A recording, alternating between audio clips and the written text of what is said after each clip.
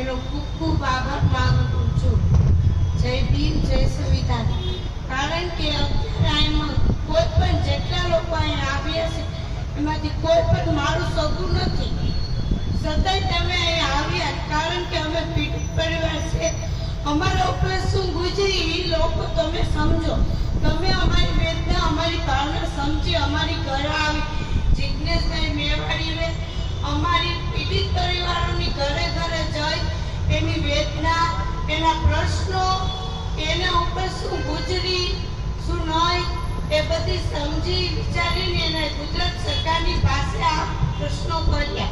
જોકે ગુજરાત સરકાર પાસે આવવાનો ટાઈમ તો ન્યા રહ્યો પણ અમારા પ્રશ્નોનો ઉકેલ જવાબ નથી.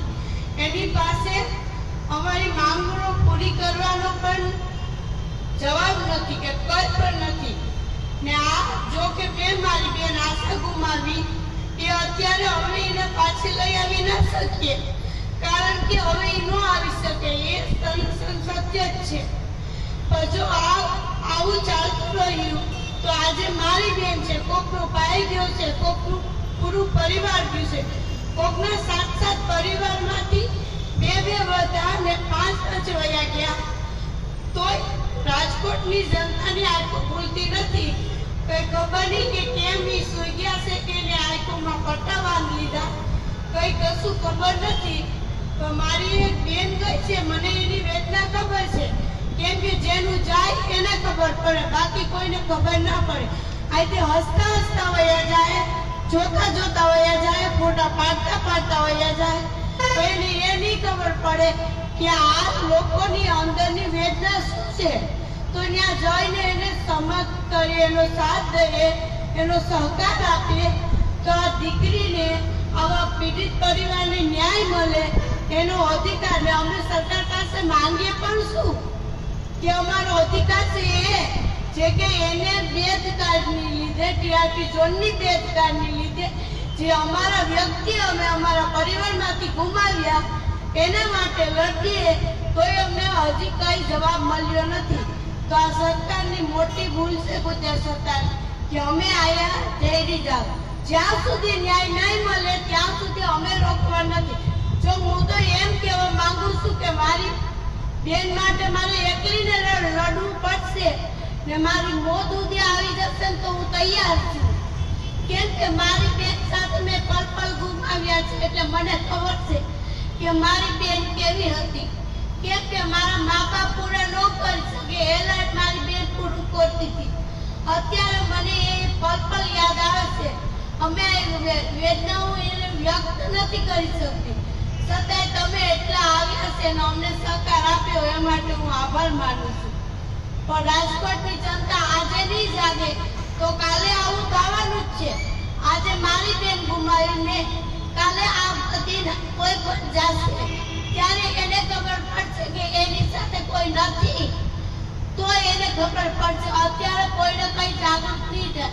એને તો એમ છે કે આપણું નથી ગયું, એનું ગયું ને એને શું.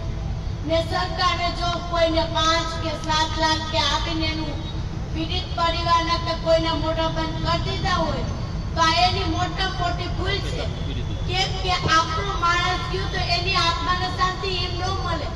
એ લોકો પણ ત્યાં ઉપરથી જોતા છે કે અમારા પરિવારને અમારા પ્રત્યે કેટલો પ્રેમ છે.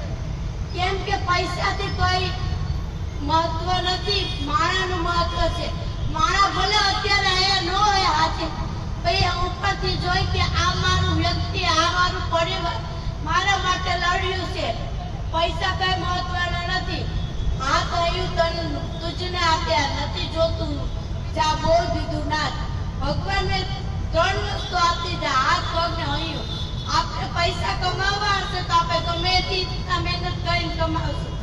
આવી રીતના નહીં કે આપણે એક માણસની કિંમત 4 લાખ ને 1 કરોડ ને 5 કરોડ ને 50. જોકે માણસની તો કિંમત લગાવી જ ન શકીએ, અશક્ય છે આ કિંમત લગાવી. આ તો ના છૂટકે. સરકારની બેદરકારી, ટીઆરપી ઝોનની ને એમાં જે ભાગીદારો છે હત્યારા છે એની બેદરકારીને લીધે અમારા પીડિત પરિવારને આવી માંગણી કરવી પડે. આવા અમારા વ્યક્તિ ગયા છે એના માટે. જોકે એનો કોઈ મોલ જ નથી, એના પ્રેમનો કોઈ મોલ નથી. આ પૈસા અમારી વેદના સમજી ન શકે.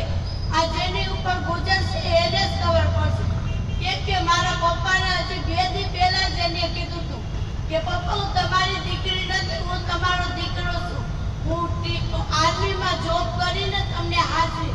હવે આ સરકાર આવશે મારી બેનને દેવા કે આર્મીની એના સપના એટલા ડ્રીમ હતા એ પૂરા કરવા. કોઈ નહીં આવે. અમારી આશાની નો દે હવે.